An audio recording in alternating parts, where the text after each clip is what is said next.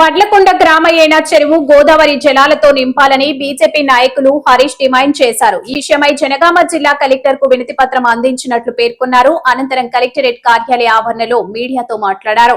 దశాబ్దాల కాలం నుండి చెరువు నింపడంలో అధికారులు అలసత్వం వహిస్తున్నారని మండిపడ్డారు. ఇప్పటికైనా జిల్లా అధికారులు స్పందించి గోదావరి జలాలతో చెరువు నింపి రైతాంగాన్ని ఆదుకోవాలని విజ్ఞప్తి చేశారు. మాది వడ్లకొండ, నా పేరు హరీష్.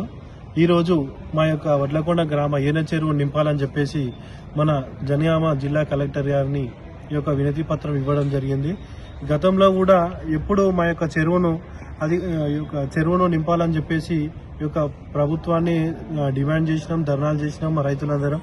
కనీసం ఈసారన్నా ఇప్పుడు ఎండలు స్టార్ట్ అయిపోయినాయి, బోర్లన్నీ ఇంకిపోయినాయి.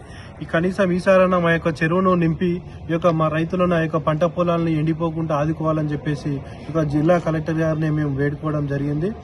శతాబ్దాలుగా ఈ యొక్క మా యొక్క చెరువు కాకతీయుల నాటి చెరువు, కానీ దానికి డైరెక్ట్ కెనాల్ లేక ఈ యొక్క రైతులు ప్రతి సంవత్సరం పంటలు పెట్టుబడి పెట్టడం, ఎండిపోవడం జరుగుతుంది. పంటలు పెట్టడం, పెట్టుబడి పెట్టడం, ఎండిపోవడం, ఇదే ప్రతి ఎండాకాలము ఈ యొక్క వేసవిలో జరుగుతుంది. కనుక ఇలాంటి నష్టం జరగకుండా ఈసారన్నా మా రైతులను ఆదుకోవాలని చెప్పేసి జనగామ జిల్లా కలెక్టర్ గారిని మరియు అదేవిధంగా ఈ యొక్క జనగామ శాసనసభ్యులు పల్లా రాజేశ్వర రెడ్డి గారిని, ఈ యొక్క భువనగిరి పార్లమెంట్ సభ్యులు కిరణ్ కుమార్ రెడ్డి గారిని మేము మా గ్రామ రైతులందరం వేడుకోవడం జరిగింది. అదేవిధంగా మా పక్కనే ఈ యొక్క సుందరనగర్ గ్రామం ఉంటుంది. ఆ గ్రామానికి కూడా ఈ యొక్క సిఆర్ఆర్ కింద 90 లక్షల రూపాయలు రోడ్డు శాంక్షన్ అయి 1 year అయింది. కానీ ఇప్పటి వరకు ఆ యొక్క రోడ్డు పనులు స్టార్ట్ కాలేదు. గతంలోనే మొన్న లాస్ట్ టైం మేము ఒక 10-20 రోజుల కింద ధర్నా చేయడం జరిగింది. ఆ విషయాన్ని కూడా ఈ రోజు ఈ యొక్క కలెక్టర్ గారి దృష్టికి తీసుకెళ్లడం జరిగింది.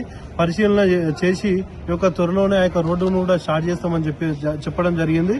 అదేవిధంగా మా యొక్క చెరువు కూడా శాశ్వత పరిష్కారం చేయాలని చెప్పేసి గౌరవ కలెక్టర్ గారిని కోరడం జరిగింది. చెరువుకు తలాపునే ఈ యొక్క 2 పెద్ద రిజర్వాయర్లు ఉంటాయి. కన్నెబోయినగూడెం డ్యామ్ ఒకటి, బొమ్మకూరు రిజర్వాయర్. ఈ యొక్క 2 డ్యాములు కూడా మా యొక్క చెరువుకు దగ్గరలోనే ఉంటాయి. కానీ మా యొక్క సమస్య ఇప్పటి వరకు కూడా పరిష్కారం కాలేదు.